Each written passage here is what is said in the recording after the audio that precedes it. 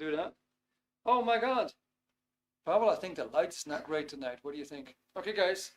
Apparently we're live. It's 8 o'clock. It's past 8, and it's the 4th of June. It's amazing. We have a we have a bit of a light issue. We're gonna remedy that right now. Yeah, it's already better. Okay, guys. Let me know in the chat if the light is okay, if the sound is okay. Welcome everybody. We're gonna do another webinar, and tonight we're gonna talk about the narcissist. All right. So I've got some fantastic data to share with you, and let's get going with it. All right. Last week we started about what was it again? Stress and anxiety, and we actually put a bit of a foundation there on what is behind stress, what is behind that anxiety, right? How does that come about? And basically tonight what we're going to look at is who is behind it. What is the true source of that stress? What is the true source of that anxiety? All right. So the title is called Narcissist, right? But we're going to take it into a much broader sphere. Now, first of all, my name is Eric. As you can tell, I'm not Irish. I'm actually from Holland, Netherlands. Came to Ireland about 3 years ago. I've been out of my country for probably 25 years. Lived in the Caribbean, Latin America, Scandinavia, some other European countries. Ended up in Ireland somehow. Like it though, it's all fine. But just bear with me. My English is not always perfect. Yeah, I hope you understand. And let's do a little quick round and see who do we have here tonight. The chat is open. Some guys are already using it. It's great. Just chat away. I'm trying to keep up with you guys, but maybe just by means of introduction, maybe you quickly want to mention where are you from and what brought you to this webinar. In the meantime, I'm actually going to have a look and see and find out who is here tonight. All right. So we got Shabazz. Thank you. All right. Let me see. Let's just get started here. Got my laptop here in front of me. All okay. Can we ask questions during? Yes. Shabazz, you can actually ask any question you want. I'm not alone. Pavel, my colleague, is sitting actually in front of me. In case I don't catch up with your question, he will, or he will actually make a little waving gesture to me, indicating, Eric, this is something to look at. All right. So we got April. Welcome, April. And we got Deborah Hamill. Oh my God, Deborah, that's been a long time ago. I'm happy to see you. That's fantastic. I hope you're well. I hope you're doing fine. I'm actually quite curious, Deborah, what brought you in tonight? What got you to come over to the webinar? So drop me a little line there, if you will. And then we got, oh, that's a bit of a hard name to pronounce for me, I'm afraid, as a Dutch person. Igli. And do I have that right? Igli Javelin. I hope I'm not offending anybody. Certainly not you. So it's a beautiful name. I just have a bit of a difficulty to pronounce it right. Then we got Geraldine. Welcome, Geraldine. We got Grace. We got Hannah. We got Ivana. We got Jean. We got Karen. All right, Lisa, Mandy. Where are all the guys, right? It's a very female crowd, isn't it? All right, it's great to have you guys. So maybe the narcissist, we have to go into the mails to find out what's happening at their end, right? So we got Nita, Nikki, Ruji, and Sal, and Sally Lee, and Sarah Eccleston, Shabazz. All right, that's great. Let me see, anybody else? Yes, Shefali, Stan Constantine, nice to have you. Tina, all right, guys. Okay, that's great. Great, everybody. Thank you so much for joining. Sally from the UK, Nikki from London, Hannah from Ireland, beautiful. All right, Shabbat from the UK. You're here because of family problems. All right, Mandy in Northern Ireland, fantastic. Just came back from Belfast, was there last week. Beautiful. Then we got Neda from UK. All right, Deborah from Ireland. Yes, Grace from London. Jean from UK. Stan Konstantin from Romania. All right. Tina aus Deutschland. Sehr gut. All right. Then we have Sarah from Eastbourne. I took part in the last event about stress. I'm on this webinar as I'm still trying to get over the abuse I suffered. All right, Sarah, thank you very much for that. Shabazz, comfort perspective. All right, and the men are our narcissist. Okay, that is by Mandy. All right, guys. So let's dive in. I have a quick question for you, just to get started. Yeah, have you ever wondered? Have you ever wondered why that person treats you the way he or she does? Did it ever come to your mind? What did I do to deserve this? Have you ever had that question for yourself? Why does this person treat me the way he does? Why does she treat me the way she does? Yeah, always, right? Yeah, this happens a lot. So thank you, Sarah, for the answer. I'm sure there's more people who have that same feeling. Yeah. Now, so in other words, in order to understand this a little bit better, we need to also understand the mind. There's all kinds of quirks, all kinds of antics, funny behaviors that people demonstrate, right? And in order to understand this a little bit better, we need to dig into the mind, understand this to some extent. Yeah, that's what we're gonna get started with, and then bridge that over to the behavior of an individual. Okay, good. So because they're damaged, manipulation, poor boundaries, seeking love, I ever got in childhood. Okay, because we let them. Thank you so much, guys. All right. So we're gonna do a little drill here. We're gonna do a little exercise. And what I would like you to do, just by means of, thinking back, is think of primary school. Just think of primary school for a second, and maybe you actually get some pictures. You get some images in your mind. Maybe you can visualize again the playground, the entrance or the exit to that primary school. One of the classrooms. Maybe you actually get a picture again of one of the teachers. Maybe you could visualize where you would sit in the classroom, and then where were the windows? Where was the door? Where was the blackboard? Where was the teacher sitting? Right?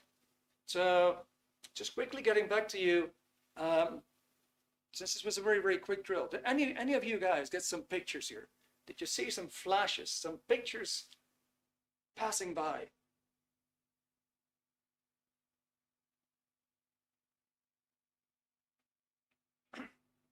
Lots of pictures, right? All right, thank you, Sarah. That's good. All right, so we got some pictures, yeah? Just see if anybody else got some pictures. Yes, all right, lots of pictures. All right, so very loosely defined, this is your mind. Your mind makes pictures. Yeah? And if we would sketch it, it would look like this.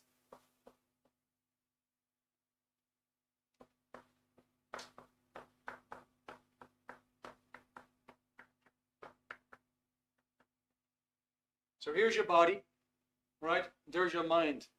Your mind makes pictures, kind of like as if it's a footage, like a footage from a cinema.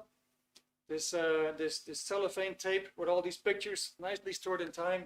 It looked like that. It's a time track of pictures. Right, now, let's dive into that a little bit deeper. Now, imagine you're sitting again in your favorite chair in the living room in the house where you grew up. Just try to imagine that again. You're sitting in your favorite chair, or one of those chairs where you would used to sit as a child or as a teenager in the very living room where you grew up. See if you can do that. Now look around, and from where you're sitting, locate the TV and just point at it. So from where you're sitting, say, okay, well, the TV would be right there. And then see if the TV was sitting on something, or if it was wall mounted. Maybe it was sitting on a dresser, maybe it was sitting on a small table, maybe some stand, maybe it was wall mounted. See if you can actually get the size of the TV. All right, so if you have that, now find a table and just point at it. Where would it be? Would it be like right in front of you? Would it be somewhere else in the room? Let's have a look at that table. Can you see its texture, its color, its size, its dimensions, its shape? Okay, so we have that. Now find a window. Find any window in the room. It's probably more than one window. Just point at the window, size it up. Right? Did it have blinds? Or did it have curtains? Or did it have some kind of like a drapery or whatever? Right? Maybe it had plants in the window. Okay, and finally, if you got that, let's locate the door. From where you're sitting, where would the door be? Now, good. All right. So we got already. Geraldine says, okay, good. In front. Now, were you able to do this? Were you able to point out these objects in your own space? Were you able to do that? Yes, you were able to do that. All right. Okay, that's very good. That's fantastic. Good. So it shows you these pictures are actually three-dimensional.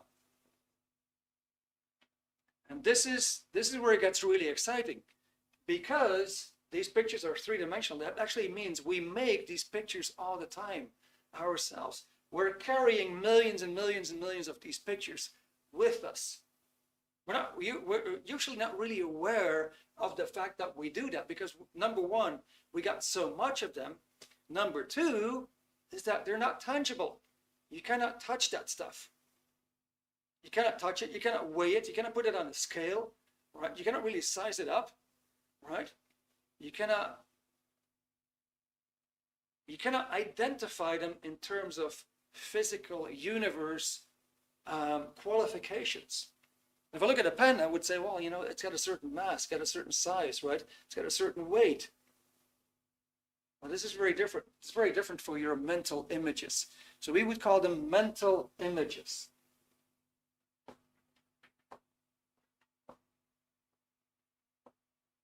Right?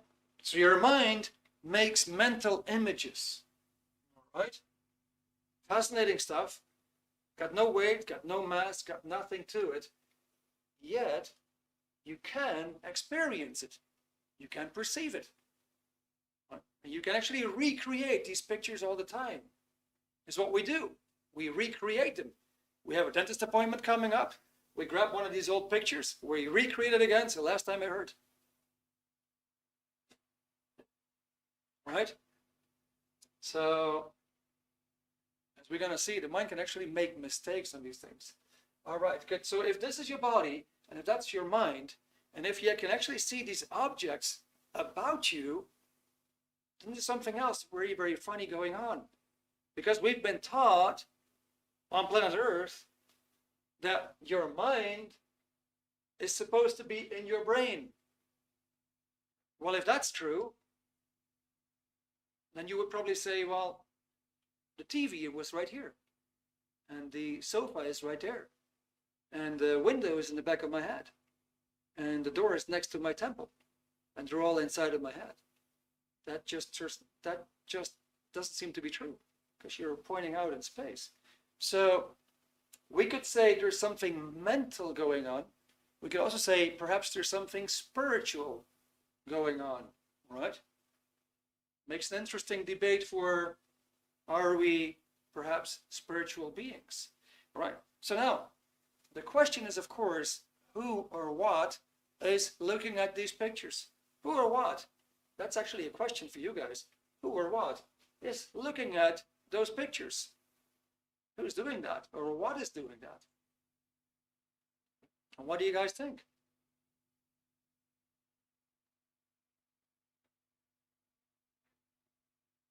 Put something in the chat, all right? In the meantime, I'm just going to take a sip of water.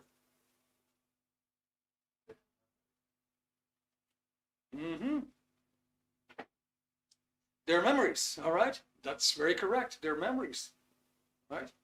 That's certainly something we could say about it. All right, that's memory versus imagination. Okay? These are thoughts.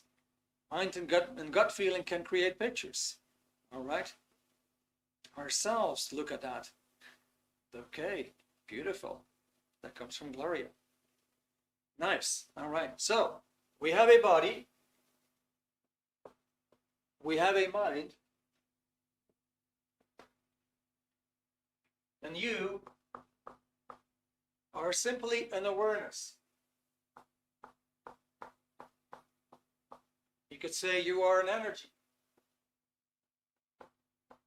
You could say you are an intelligence.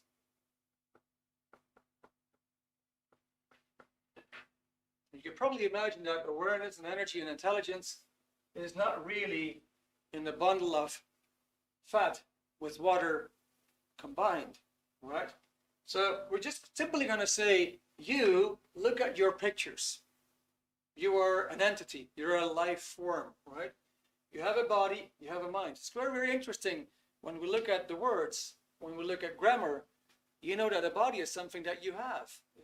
You also know that it's not something that you really are. Some people think that they're a bit more than just a body, right? It's very key because we're actually we're gonna bridge that over to the narcissist.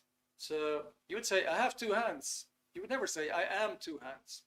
So you know a body is something that you have. You also say, I have no memory of that. You know that the memory, that mind, is something that you have, not something that you are. Right? That's how we deal with it. Now, quick question here. So we just looked at primary school, and then we looked at the living room, right? Now, just for you guys, that looking at these pictures, did that cause you some kind of a discomfort, some kind of a stress, some kind of an unwanted feeling? Did you experience that while you were remembering that you actually felt something uncomfortable?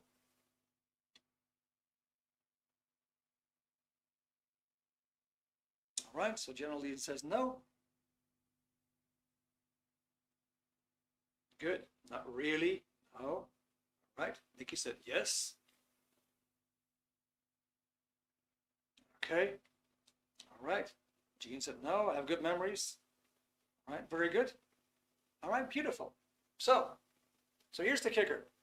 There's actually conclusions and emotions stored in these pictures.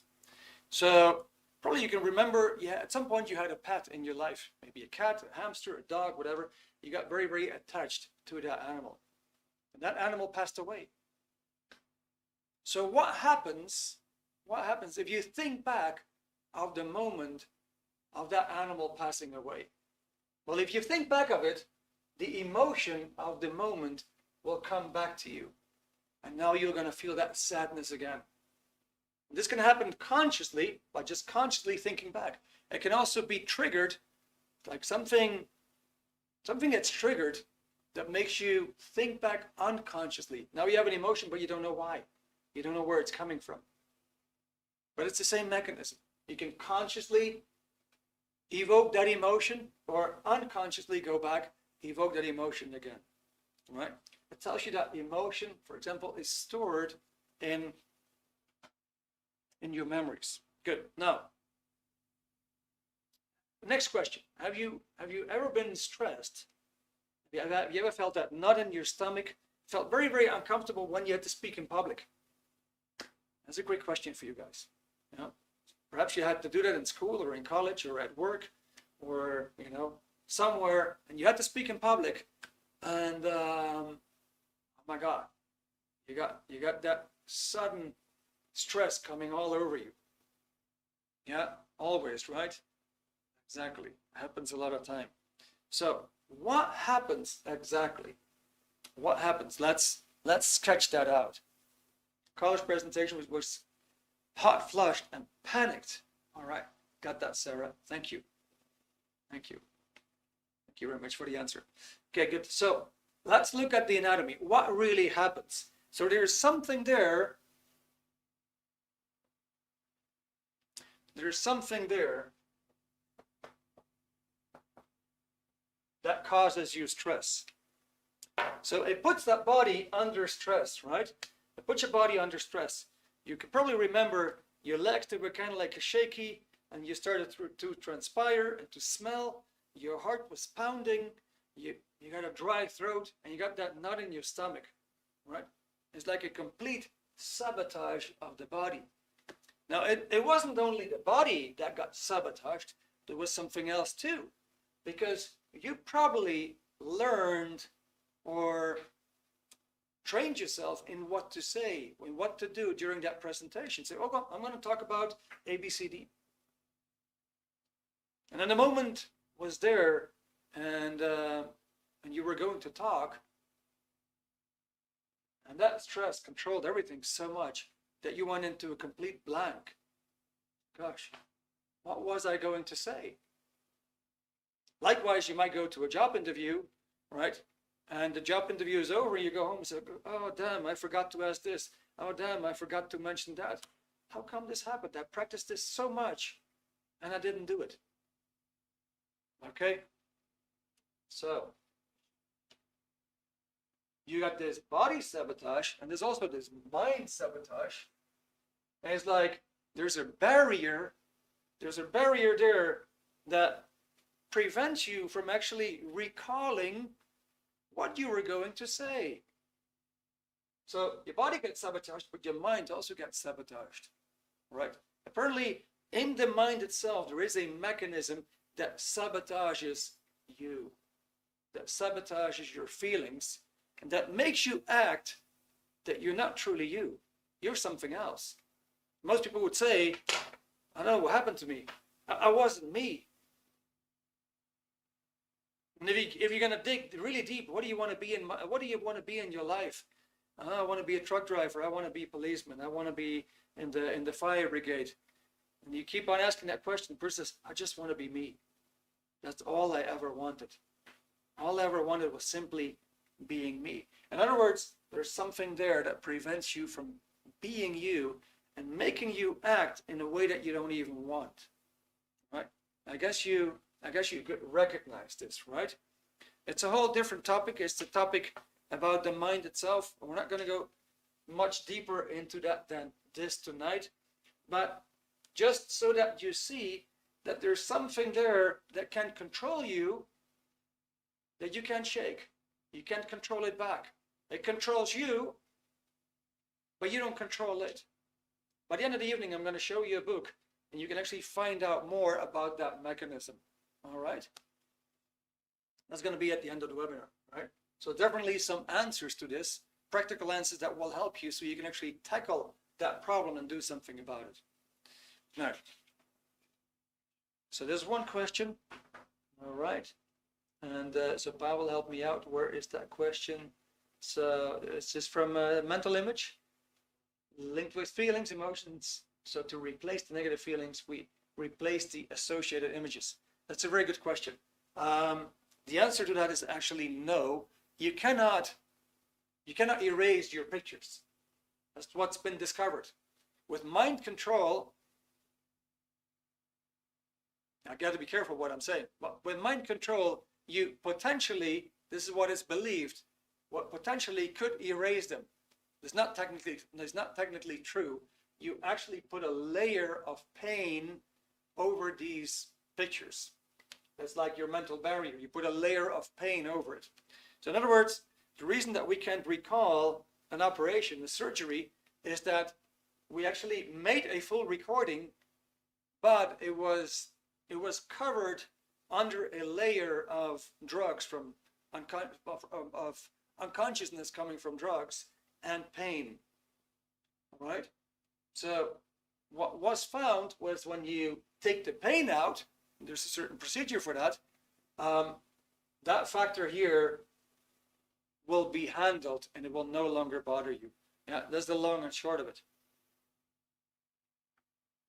All right, good. So we're gonna wipe this part out, and I'm gonna give you a bit of another concept.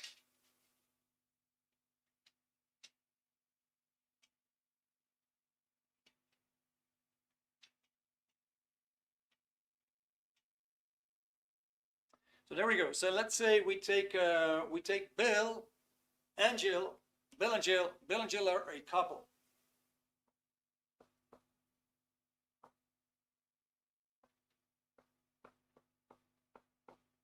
Right? So we got Jill in the skirt here, right? And let's say Bill and Jill, 8 a.m. in the morning, they have this altercation going on. There's a tremendous amount of tension between them. They're not exactly friendly to each other, and especially Bill is fuming. He is fuming. He's lashing out at Jill. He said, "I don't want to hear another word of you." So Jill actually leaves the house, and she's going to the office.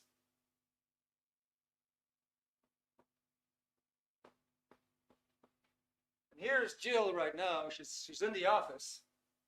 Forward in time. Let's say this is 11 a.m. So that's 3 hours later, yeah. Now, my question for you. My question for you is Jill's attention, is her attention really at work, or is her attention at the incident? So where is her attention? Where is Jill's attention? I'm very curious what you guys think. All right, so it's at the incident, right? All right, it tells you right away she cannot really function. She can't really get things done. She can't function, she can't get things done, she cannot be productive. She probably won't take any initiative there. She probably won't resolve any problem. Right? In other words, she's pretty stuck in the past. If we're gonna do this whole sketch again with the mind,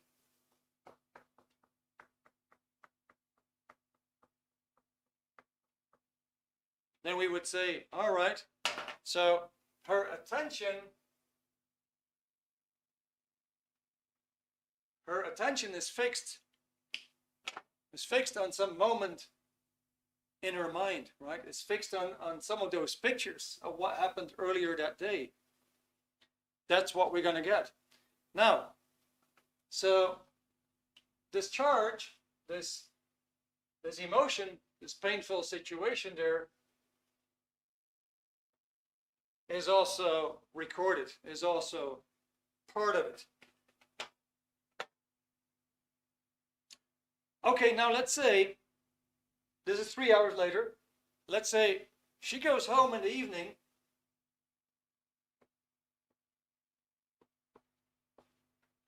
and right now it's 8 p.m. That's 12 hours later, right? She finds out Bill is not home. Where is her attention going to be? She finds out Bill is not home. Where is her attention?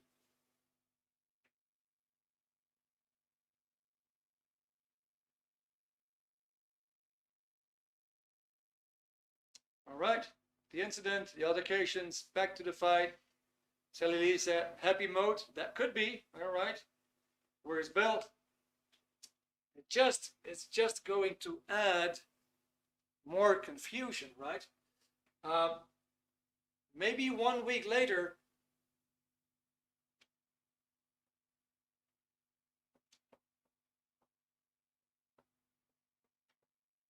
she's at work.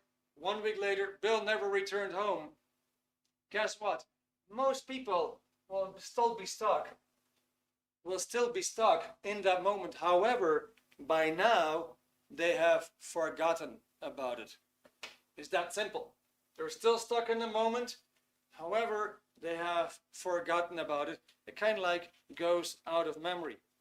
It's very, very easy to demonstrate. Let's say we ask this question. It's this question, yeah? If I would ask you this, if you wouldn't have had a certain loss or a certain traumatic experience in the past, would your life be better today? Would you be a happier person? So if you wouldn't have had a certain loss or a certain traumatic experience in the past, if that wouldn't have happened, would you be a happier and better person today? So we say definitely yes. All right. It tells you that you got stuck in the moment. You simply got stuck in the moment and you didn't recover from it. Maybe it's many years ago, but there your attention is still on it. Because if it wouldn't be on it, you would have recovered, you would have rebounded. But because of that loss, because of that traumatic moment, you lost some of your vitality. in all honesty, in all fairness, that vitality is not gone. It's simply encapsulated. All right? So it tells you simply by demonstration, a person can actually get stuck in the past, but it's long ago, and we don't necessarily remember that unless it's brought up.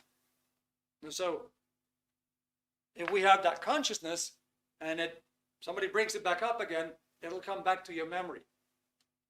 Or it can be a long time ago and just not come back, and you're puzzled. You don't know what's happening to you. So now we're going to make that bridge to the narcissist.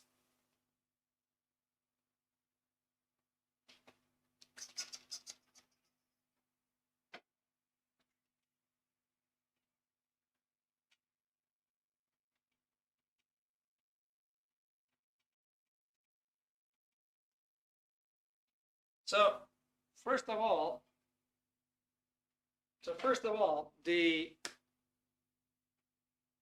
narcissist is a bit of a misnomer, right? What do we mean by that word misnomer? That name is actually not really appropriate. Because, well, it's commonly known in society when we're dealing with a narcissist, we're dealing with kind of like an antisocial individual, really. But if you look up the definition of a narcissist, if you look up the derivation, the etymology, in other words, where's that word coming from, then you go back to Greek mythology. And the definition is basically somebody who's got an inflated idea of his own self-importance. Okay? An inflated idea of his own self-importance. In other words, it doesn't say anything about destruction, right? It doesn't say anything about making your life miserable, making somebody else's life miserable. It simply says, okay, somebody's got an inflated idea about his own self-importance. Okay, well, perhaps it's a bit silly, but it's not necessarily destructive. Well, that's not what we mean, because basically this narcissist that we mean, he's leaving a trace of destruction and mayhem behind him, right? So we're dealing with something that's more sinister. We're talking about, for example, the criminal, the psychopath, the sociopath, right? Those type of individuals, that's what we mean when we refer to that word narcissist, right? So narcissist, simply an inflated idea of his own importance. The psychopath, he doesn't care about your life. That's the definition for the psychopath, loosely. Doesn't care about your life, doesn't care if you're going to die from whatever he's doing to you. Just doesn't care. The sociopath doesn't care about your emotions. You're screaming, you're in agony, you're hurting, doesn't give a damn, right? So, in other words, what we're really dealing with is somebody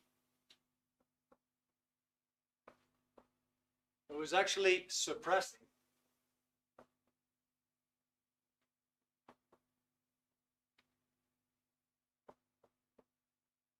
suppresses another individual. He's trying to put you down. By his actions, you can tell. He's trying to get even with you. He's fighting you all the time. He's keeping you from reaching out, from making yourself bigger. He's actually trying to get yourself to make you smaller. He'll do whatever he can do to just put you down. And the more appropriate name for that would be actually antisocial.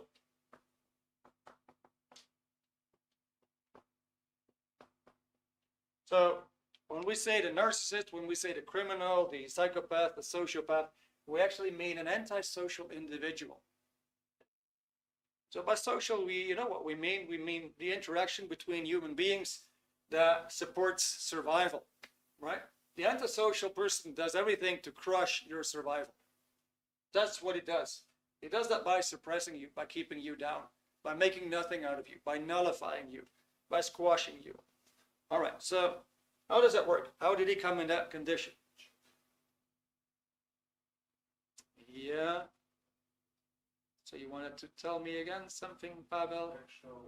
Okay, actually, a narcissist, I've known both male and female, very sociable and popular in social circles.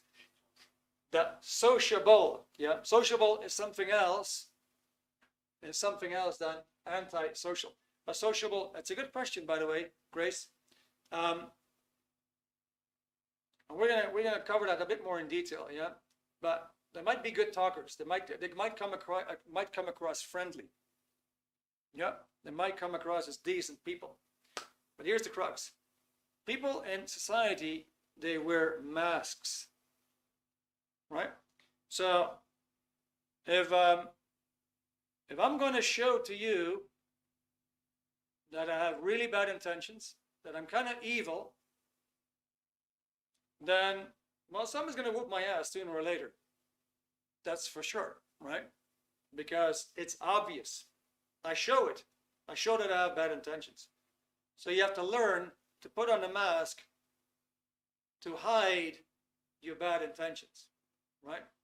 To come across as a sociable individual. But that's only the mask. That is not the real personality.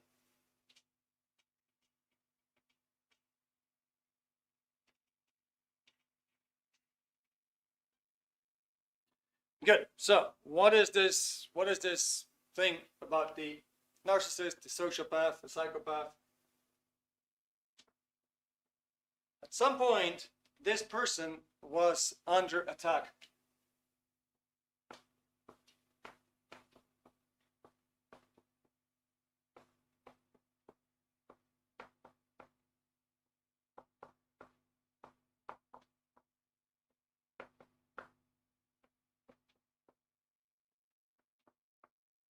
He was surrounded by a bunch of people who all wanted him dead. So you have to take this from a spiritual context, right? Could have happened this lifetime? Likely not. Another lifetime. He was in an incident where he was surrounded by a bunch of people, and this can actually be verified. What I'm actually talking about is true science.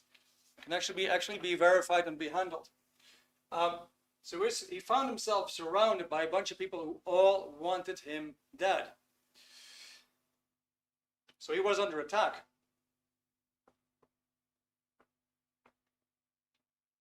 Everybody wanted him down. All right, now, nowadays, this same person here, call him AS, antisocial. This AS, antisocial, this person again, in his mind,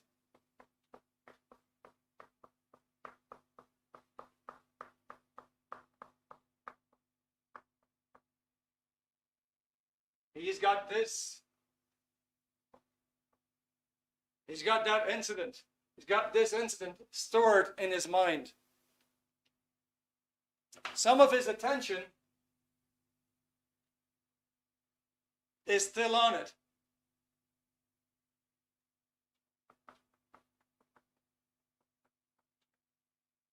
It's just that there's a kind of like a mental wall there that he doesn't see where his own behavior is coming from. But that incident is totally controlling him. It's controlling him to the point, like where you do public speaking, and you feel something is controlling you, and you can't shake it, you're not in control over it, that same phenomena is going on with this psychopath, sociopath, narcissist, whatever. That person is not himself. He's actually operating, following something from the past, and kind of like re-experiencing it all the time. So what happens? He's looking at you,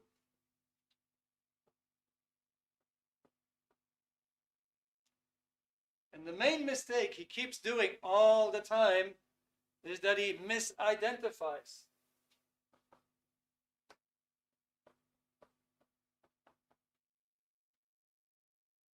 He misidentifies you with one of the guys over there that he has long forgotten about. Likewise, let's say, I don't know, somebody hurt you. Somebody hurt you from country X. And after that you said, I don't want to have anything to do with people from country X anymore. I can't trust them. Kind of like a logical, for us, logical kind of consequence, right? Country X, I got 30 million people. I got one bad experience with one person from country X. So you can't trust these people from country X. Likewise, he's still stuck in that whole thing there. So here, these guys were the enemy. He's identifying you with one of those. He's identifying you as an enemy. If anybody else in the environment is being identified as an enemy, a person can actually put on the mask and appear to be amicable, but really, in all honesty, he's actually identifying anybody else as an enemy. They're very good acting, and that's totally true. They're very good acting and sociable. All right. Okay. My narcissist was never attacked, more pampered and treated as the golden child. Exactly. Some are very good at it. Okay, let me see what you come up with. All right.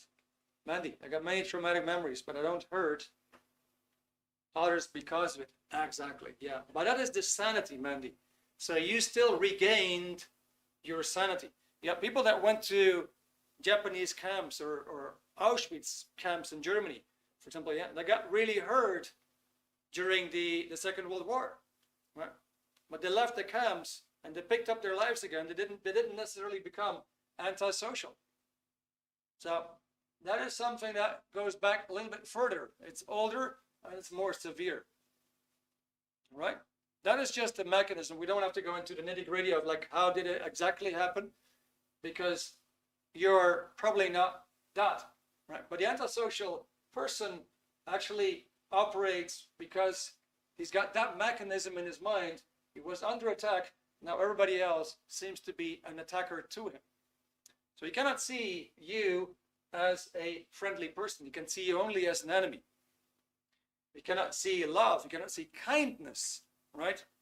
He's fixating on getting rid of his enemies, on destroying the enemy, overtly or covertly. And his survival depends on keeping you down. All right, so I have a quick question. Yeah, I have a quick question.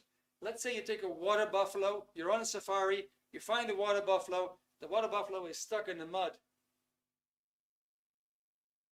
You get out of your truck with a bunch of people and say, let's save this water buffalo. Let's get him out of the mud. So how is that water buffalo going to look at you as a group of people?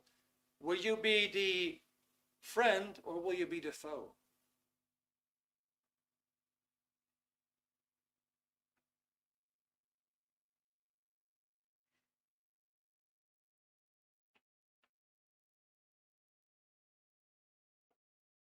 What do you think, guys, is this water buffalo going to do? Are you going to be the friend or are you going to be the foe?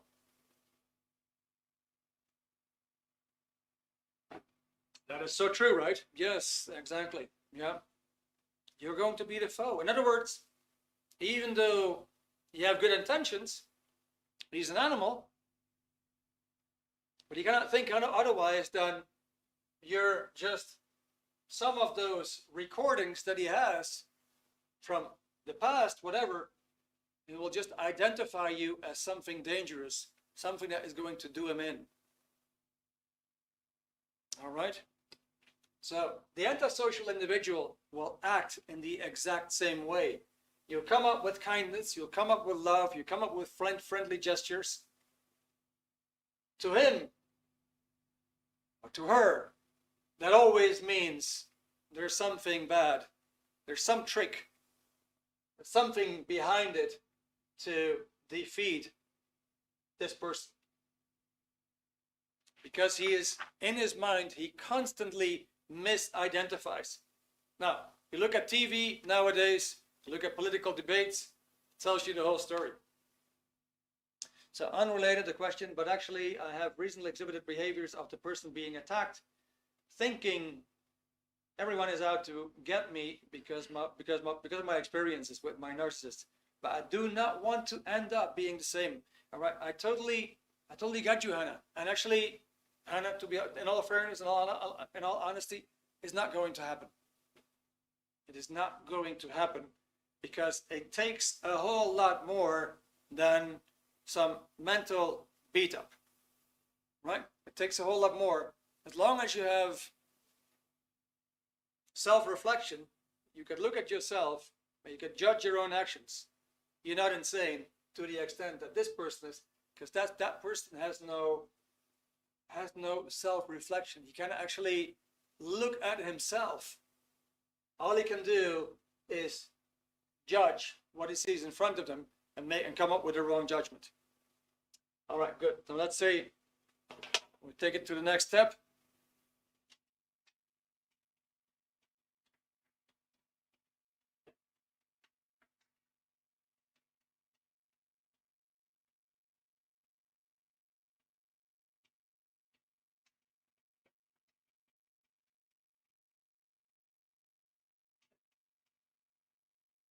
Now, what happens if you're in a relationship? What happens if you're in a relationship with that person? Of course, you're in for some adventure, right? You're in for some very, very unpleasant adventure. So here we got the antisocial.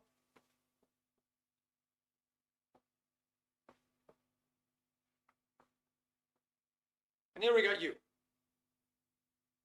Okay, now let's say Mr. and Mrs. Antisocial did something bad. Whatever you consider bad, did something bad to you, right? Forgot to execute something for you, forgot to do an errand for you, right? Didn't take the phone for you, didn't pass on the message, right? Even small things, but something in your mind that you consider, hey, you know, that was detrimental to my life, to my survival, something bad. You point out, hey, listen, you know, there's something there that was really bad that you did to me. Mrs. or Mr. Antisocial will say, that is just ridiculous.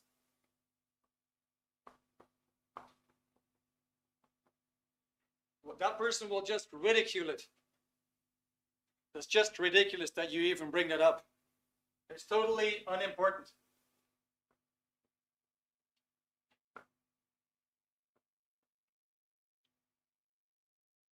And you know what? Maybe you should thank me, right? Because maybe you finally wake up that you should have done it yourself. In other words, it was deserved. Okay. Now, what will happen if we do something bad to him or to her? Oh my God, this is going to be inflated big time. Yeah. Now it's going to make it very important. Whatever you did to him or her is going to be inflated. It's going to be very, very important. It's going to be very bad. It's going to be exaggerated, right? It's going to be irremediable. You can't repair this. Let's say you come up with a friendly gesture. You're just trying to do something good. I don't know, you come up with a surprise, like a cake or whatever, something nice. So now you say, okay, you know what? I'm going to make a gesture. I'm going to do something nice.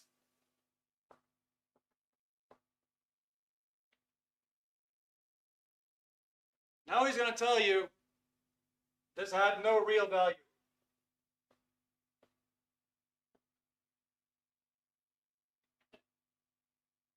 He himself or anybody else would have done better.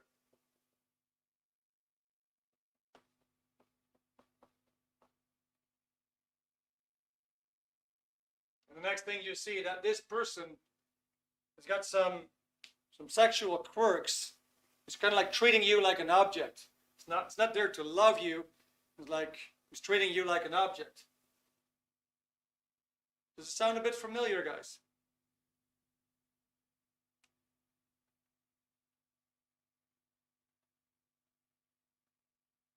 Something bad happens to you, there's nothing. I don't understand what you're talking about. I don't understand why you even bring it up. It's just nothing happened to you. It's totally unimportant. You even deserved it. You do something bad to that person, completely blows it up out of proportion, exaggerates it, makes it very important, makes it very bad. You know, you could never repair it.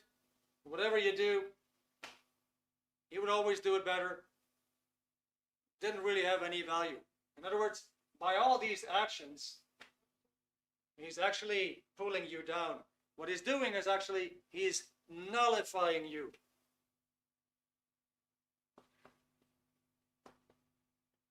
What does that mean, nullify? Basically makes nothing, bring to zero, makes nothing out of you. So he has to push you down. He has to squash you, he has to suppress you.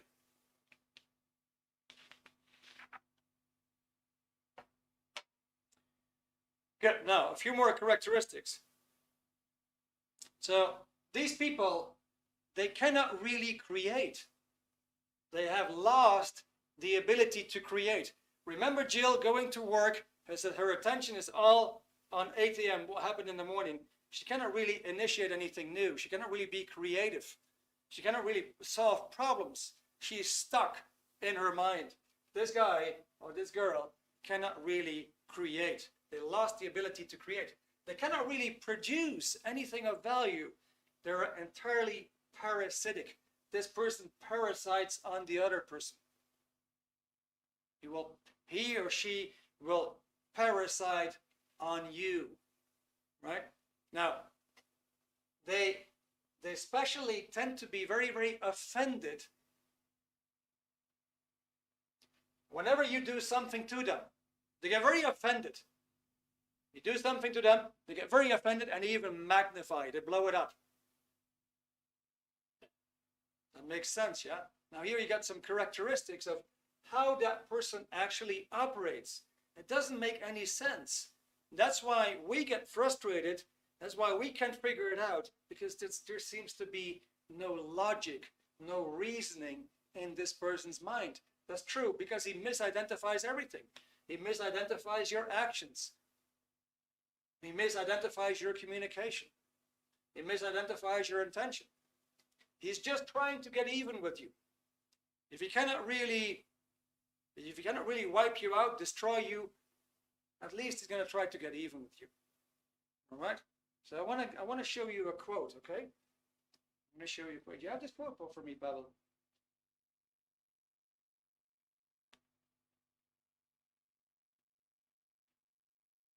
See if we can actually put that up. All right, so there we go. There's a little typo in there, yeah? But let me just read it aloud for you. So one of the primary characteristics of the true psychotic is a total lack of introspection. In other words, that person cannot look at himself. He cannot judge the actions that he is undertaking. He cannot judge his own actions or consequences of them. As a total lack of introspection. So you brought that up, Hannah. Like, I hope I never got that way. You won't, because you have this introspection. You actually proved it by actually making that statement in the chat, right? So the primary characteristic, that person, the psychotic, has a total lack of introspection, a total irresponsibility for the consequences of, it says are, but it means of his or her acts, and a complete insensibility to the pain or suffering of you, of anybody else. And he couples that with a logic which explains it all away, but then uses reasons which are not sensible to any of the rest of us. Does that make sense? Just leave that up here. Yeah, does it make sense? Yeah. So this person, that's the key thing. This person, if you say, hey Joe, you know, that wasn't nice what you did to me, he will never look back in his mind to figure out what was it that I did. There's no introspection there. Yeah. All right, good. So now, how much time do we have? 5 minutes? Okay. So I think we had a lot to cover tonight. But so one more thing, how do you deal with them, right? Well, first of all, you know that it's good to know certain people, and you know that it's not good to know certain people. In other words, you want to be close to some people because they actually enhance your life, your survival. There's other people that actually ruin you. Right? It's not good to know them. So the first thing to handle is decide, am I going to disconnect from this person? But there's another thing that's also very interesting.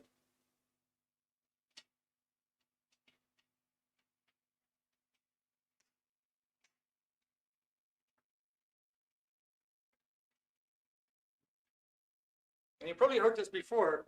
So if this person is undertaking all these actions to pull you down, that must mean that he's already below you. Otherwise, he's not going to pull you down. Now, the very sane people will be happy for you when you do well. The very sane people will actually try to lift you up, will try to encourage you, will support you, will support you into the direction of a better survival for you. And they'll be happy if you flourish, if you prosper, if you do well. Not the antisocial individual. He's going to be very, very sad. He's going to be very, very upset when you do well, right? He likes to see you in a state of apathy. He likes sick people. He likes sick people and people who cannot manage their lives. So how do you deal with them? Now, first of all, it's very, very key to realize that person's lost all his creativity. It cannot work, cannot produce anything decent, cannot get anything done, can only parasite. In other words, that person has no strength at all. It's got no strength whatsoever, right? But it can actually get you so triggered and so charged up that you lose it. So how does that work?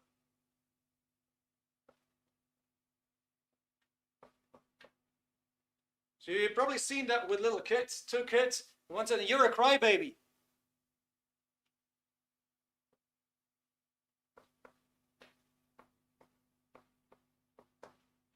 What he does basically is he's just pushing a button, like kids do when they're in school. They're trying to find the buttons with the teacher, and they'll discover that he's responding to a certain word, to a certain phrase, and they just found the button.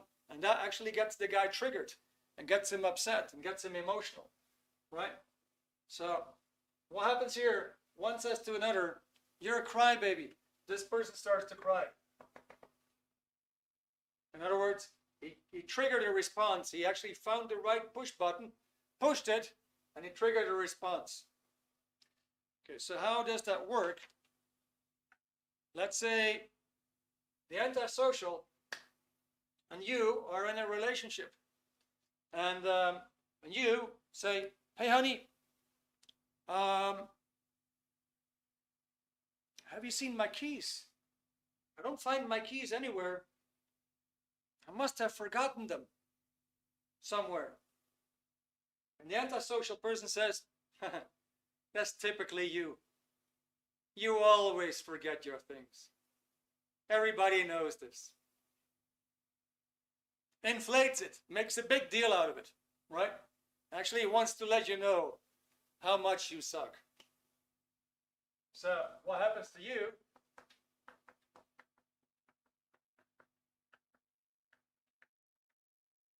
Because you actually have the ability to look into your mind, you say, "Oh yeah, he's actually right. Last week I forgot my keys, and it also happened last month. And I remember half a year ago, I actually had to go to the locksmith or keysmith in order to get new keys." He's totally right. In other words, now you, introverting yourself, you're actually pulling yourself down because you allowed him to push your buttons. Make sense?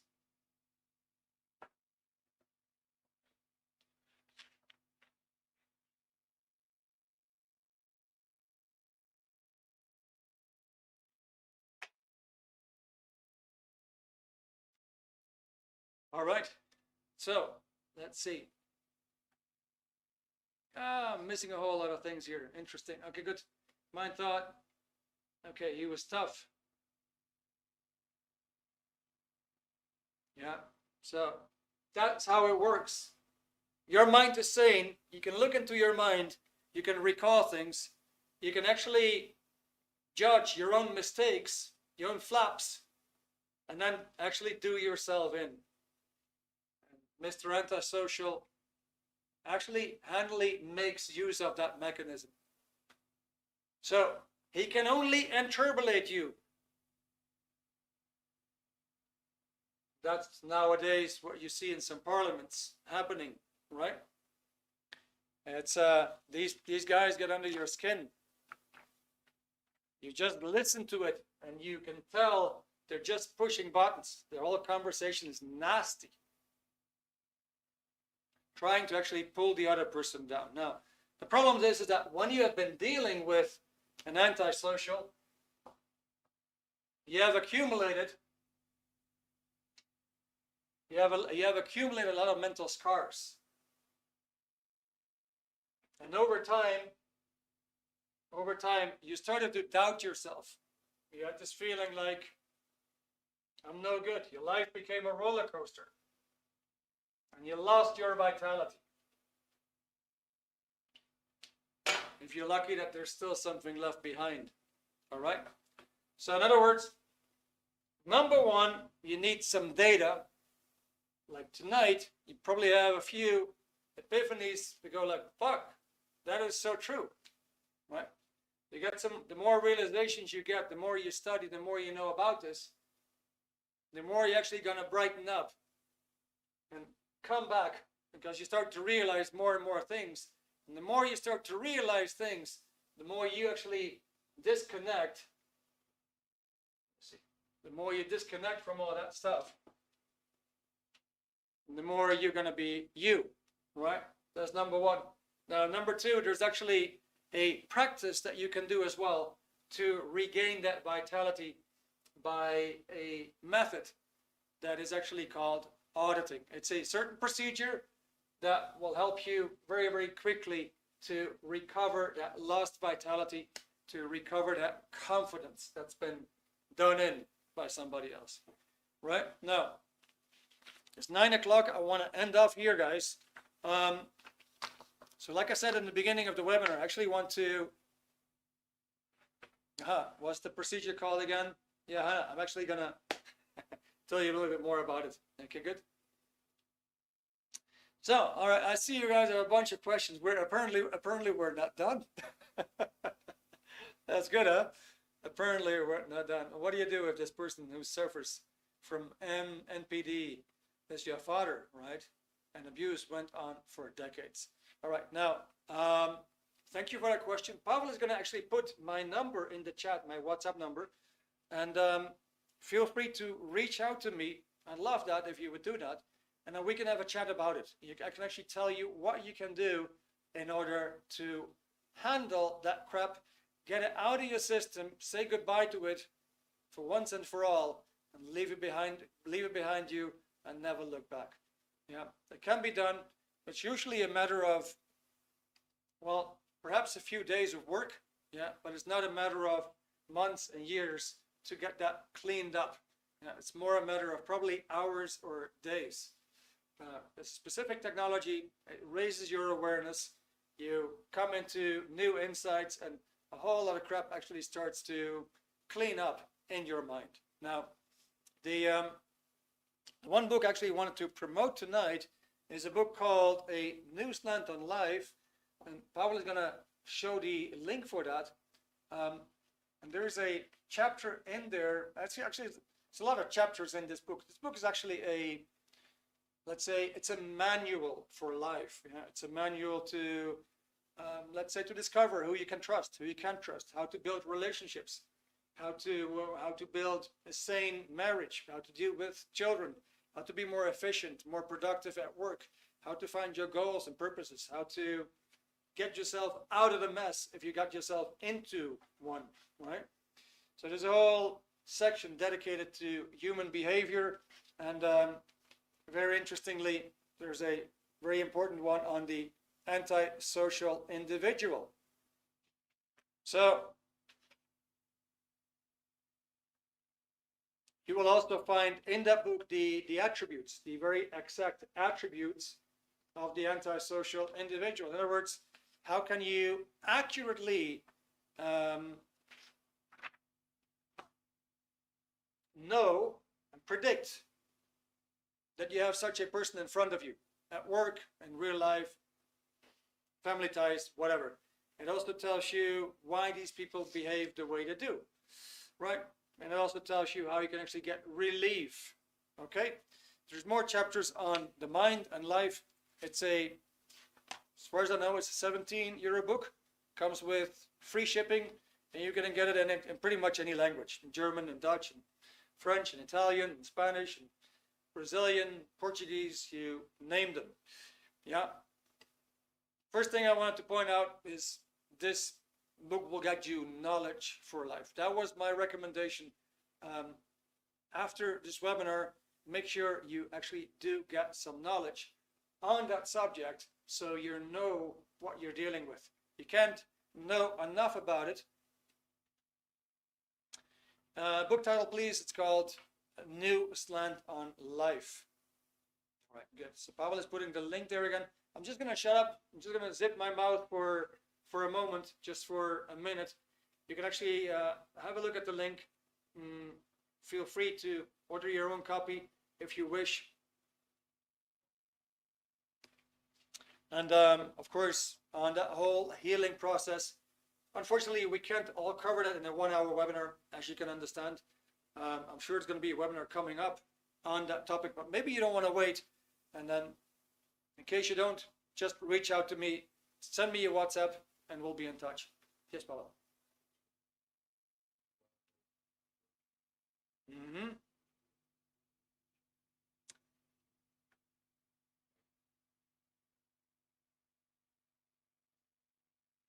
All right, now,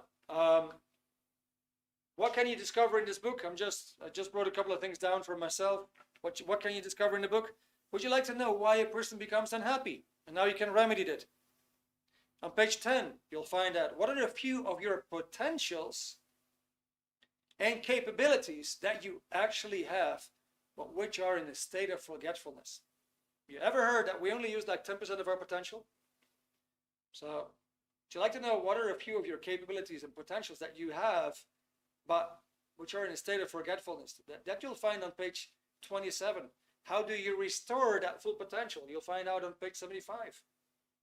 How do you raise understanding between you and somebody else? You'll find out on page 91.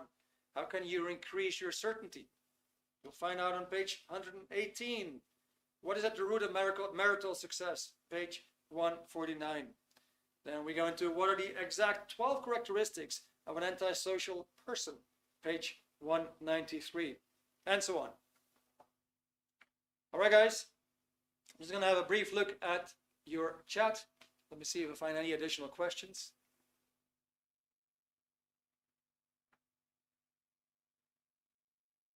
To go a little bit back, let's see. I plan on going no contact with family. It's unfortunate, but do I have to put myself first? Yes, actually, you do have to. So, in the past, when I had a connection with an antisocial individual, I come back home, and my wife would tell me, Eric, every time when I see you coming back after you visit this person, you are a different person. It seems like you're like a different person for a whole week. And you go back to normal. She said, I can't really pinpoint, but you change. You change. You're a different person. And I have observed that every time when you went to see that person. In other words, you can actually do roller coastering in your life. A moment good, a moment bad. You get in contact with the wrong people, you go down. You get in contact with the right people, you go up. So it's actually the way to handle this, really handle this, is disconnect, get the data, because in the first place, you wound up in a situation because you didn't know what you got yourself into. And then only because you got damaged, you had to decide you had to leave that relationship. But what if it happens again? Somebody else, similar traits, right? Similar traits, I should say.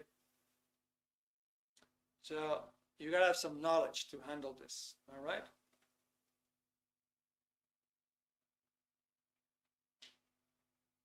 Okay, let's see. I believe brought me a lot of good, but it's hard. Okay, yeah, loneliness is horrible, right? But better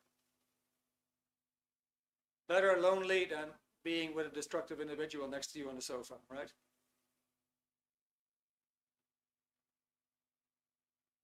Okay.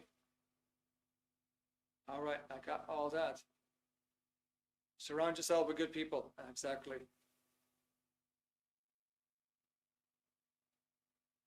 All right, guys. So beautiful. Mandy found the book on eBay. Fantastic. Right. Maybe get a good price there. I hope the 17 euros for you guys is also affordable. Be nice if you get yourself a copy. Yeah, can get yourself a copy tonight. Start reading. We're probably if you're in Ireland, we'll ship it to you tomorrow. We'll have it in 2 days. If you're outside of Ireland, it's going to go through our publishing houses, and usually goes equally fast. I know that from experience, right? So it's got a lot of data. It's like a toolbox for life. Just like you give a mechanic a toolbox to fix cars, this is your toolbox to fix your life. A lot of life situations, work, social ties, family ties, nice people, bad people, relationships, anything.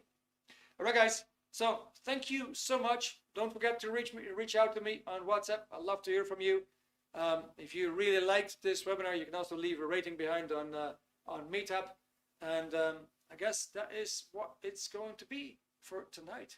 So for people who live in Dublin, who live in Ireland, we do an in-person talk every Tuesday.